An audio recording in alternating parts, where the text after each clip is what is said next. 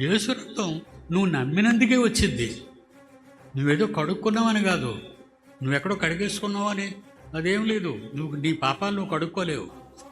అందుకే ఎవరూ కడగని మన పాపాలను, ఎవరూ కడగని మన పాపాలను ఎవరు నోరెత్తి చెప్పకూడదు.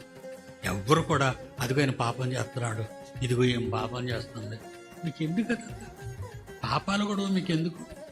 ఇప్పుడు గాయం అయిందంటే అయ్యో నాకు గాయం అయిపోయింది, అయ్యో నాకు గాయం అయిపోయింది, అయ్యో నాకు గాయం అయిపోయింది, హాస్పిటల్కి మోసుకెళ్ళండి, వాడు నోరు మూసుకుంటాడు. నీ గాయమైందని ఏడవడం కాదు, నిన్ను ఆసుపత్రికి తరలించాలి, అప్పుడు గాయం బాగుంటుంది. నేను పాపులు, మేము పాపులు, మేము పాపులు, మేము పాపులు, ఆడు పాపులు, ఆడు పాపులు, ఈ సోదరి పాపి వేసేమంటున్నాడు. మీలో ఎవరిలో పాపం లేదో ఈ వ్యభిచారం చేసింది చూసామని చెప్తున్నారు కదా, ఈమె రాళ్ళతో కొట్టి చంపేమన్నాడు. అప్పుడు వాళ్ళందరూ ఏమనుకున్నారు?